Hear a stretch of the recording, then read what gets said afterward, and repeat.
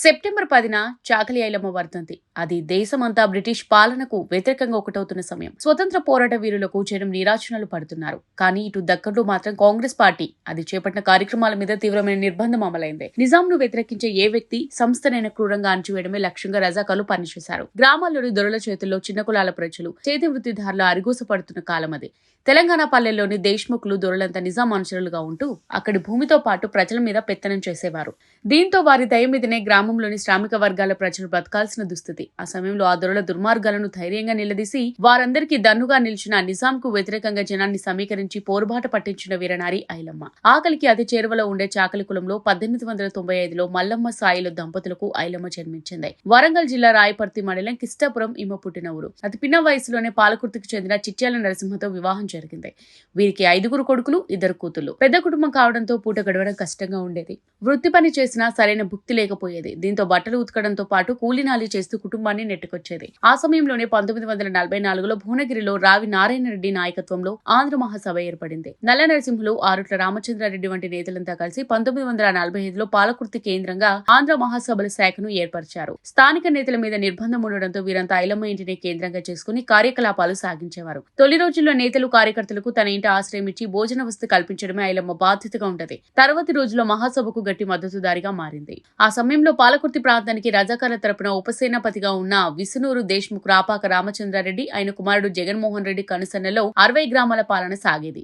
ఈ గ్రామంలోని వీరి ప్రతినిధులు ప్రజల ధన, మాన, ప్రాణాలను దోచుకోవడం, ఎదురు తిరిగితే హత్య చేయడం, బాలింతల పాలను పిల్లలకు ఇవ్వకుండా పిండి పారబోయించడం, మహిళల బట్టలు ఉడదీయించడం వంటి హేయమైన పనులు చేసేవారు. రైతుల పంట పొలాలు, పశువులను లాక్కోవడం, వెట్టి చాకిరి చేయించుకోవడం, గృహ దహనాలు, లూటీలు సామాన్య విషయాలుగా ఉండేవి. తన భద్రత తిరుగుబాటు చేసేవారిని అంచివేసేందుకు దేశ్ముఖ్ రామచంద్రారెడ్డి విసునూరులో రజాకార్లతో మాట్లాడి పోలీస్ స్టేషన్ పెట్టించారు. దీంతో గ్రామాల్లోని దొరల బాధితులంతా ఆంధ్ర మహాసభలో చేరడము, మద్దతుగా ఉండడము చేయడం మొదలుపెట్టారు. దీంతో ఆ దేశ్ముఖ్ మహాసభను అంతం చేయాలని కంకణం కట్టుకున్నాడు. ఈ క్రమంలోనే 1945లో ఫిబ్రవరిలో పాలకుర్తి జాతర వచ్చింది. ఈ జాతరకు వచ్చే జనానికి ఆంధ్ర మహాసభ ఎజెండాను తెలపాలనే ఉద్దేశంతో పాలకుర్తి కార్యకర్తలంట ఆరుట్ల రామచంద్రారెడ్డిని అతిథిగా ఆహ్వానించారు. దీనికోసం వారు నిజాం ప్రభుత్వం నుంచి అనుమతి పొందారు. కానీ విసునూరు దేశ్ముఖ్ ఈ సభ విజయవంతమైతే జనం తన మీద తిరగబడతారని భావించి ఆరుట్ల రామచంద్రారెడ్డిని చంపేందుకు 60 మంది గుండాలను పాలకుర్తికి పంపారు. వారంతా సభా ప్రాంగణంలో రచ్చ చేయడం, రక్షణ కల్పించాల్సిన పోలీసులు దేశ్ముఖ్ ఆదేశాల మేరకు మౌనంగా వహించడంతో ఆ సభ రద్దయింది. దీంతో అక్కడికి చేరిన నేతలు, కార్యకర్తలంతా తలదిక్కుపోయారు. ఈ సమయంలో దేశ్ముఖ్ ప్రతినిధి ఒకరు మహాసభ వారెంట్ల రక్షణలో ఉన్న ఆరుట్ల రామచంద్రారెడ్డి తలదాచుకున్న ఇంటిని గుర్తించి రాత్రి వేళ వెళ్లి ఆ ఇంటిపై దాడి చేశారు. దీంతో వీరి రాకను ముందే గుర్తించిన వాలంటీర్లు ఆ గుండాలపై తిరగబడి వచ్చిన దేశ్ముఖ్ ప్రతినిధి తల పగలగొట్టారు.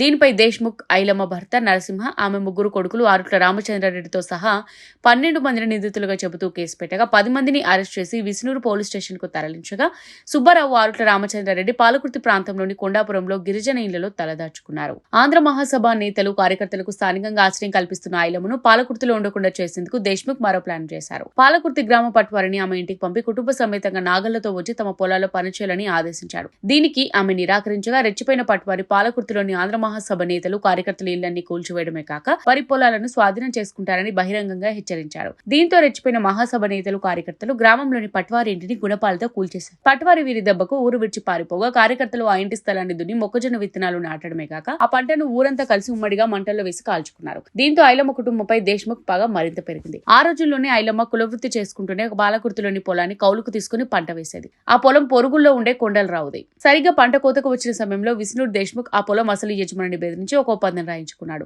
ఆ పొలాన్ని తాను దేశ్ముఖ్ కౌలుకియగా దాన్ని ఐలమ్మ ఆక్రమించుకుని పండించుకుంటుందంటూ అందులో ప్రస్తావించారు. వెంటనే పట్వారిని బందోబస్తు పాలకుర్తి పంపి ఐలమ్మ సాగు చేసే పొలం దేశ్ముఖ్ కింద ఉందని, కనుక ఈ పంట మీద హక్కు ఆయనదేనని చాటింపు వేయించాడు. దీన్ని ఐలమ్మ ఆంధ్ర మహాసభ కేంద్ర కమిటీ పెద్దలకు చెప్పగా వారు పంటను కాపాడేందుకు భీమిరెడ్డి నరసింహారెడ్డి, నల్ల ప్రతాప్ రెడ్డి, ఆరుట్ల రామచంద్రారెడ్డిలను సూర్యాపేట నుంచి పాలకుర్తి పంపారు. వీరు మరో 15 మందితో ఐలమ్మ పొలానికి పోయి అక్కడ మాటు వేసి పంట కోసేందుకు వచ్చిన దేశ్ముఖ్ గుండాల మీద కొడవళ్లు, కర్రలతో దాడి చేసి వారిని నిలువరించారు. ఇదే సమయంలో కొందరు కార్యకర్తలు కోసి కట్టలు కట్టిన పంటను ఐలమ్మ ఇంటికి చేర్చారు. దొరగుండాలు ఐలమ్మ ఇంటిపై దాడి చేయగా ఆమె రోకల బండను చేతబుచ్చుకుని వారిపై తిరుగుబడంతో వారంతా పలాయనం చిత్తగించారు. దీంతో మరోసారి పరాభవానికి గురైన దేశ్ముఖ్ ఐలమ్మ కుటుంబీకులను సూర్యాపేట నుంచి వచ్చి ఆంధ్ర మహాసభలను, కార్యకర్తలను అరెస్ట్ చేయించి చిత్రహింసలకు గురి చేసిన ఐలమ్మ ఆంధ్ర మహాసభ వెంట నిలిచింది తప్ప దొరల ముందు తలంచలేదు. ఈ ఘటనపై నమోదైన కేసును కొండా లక్ష్మణ్ బాపూజీ కోర్టులో వాదించి ఐలమ్మకు అండగా నిలిచారు. నాడు ఐలమ్మ సాధించిన ఈ విజయం హైదరాబాద్ వ్యాప్తంగా ఉన్న నిజాం వ్యతిరేకుల్లో గొప్ప స్ఫూర్తిని నింపి హైదరాబాద్ సంస్థాన విముక్తికి బాటలు పరిచింది. నాటి పోరాటాన్ని తెలంగాణ సాయుధ పోరాట యోధుడు నల్ల నరసింహులు తన పుస్తకంగా వివరంగా వివరించగా దిగ్గజ కమ్యూనిస్ట్ నేత పుచ్చలపల్లి సుందరయ్య తన జీవిత చరిత్ర విప్లవ పథం నా పయనంలోనూ ప్రస్తావించారు. నిజాంకు వ్యతిరేకంగా ఇంత పోరాటం చేసిన ఐలమ్మకు తర్వాత వచ్చిన ప్రభుత్వాల నుంచి ఎలాంటి గుర్తింపు దక్కలేదు. చివరికి స్వాతంత్ర సమర యోధుల పెన్షన్ కు ఆమె నోచుకోలేదు. ఒక సాధారణ రైతుగా అత్యంత సామాన్య జీవితం గడిపిన ఐలమ్మ 1985 సెప్టెంబర్ 10న తన 90వ ఏట కన్నుమూశారు.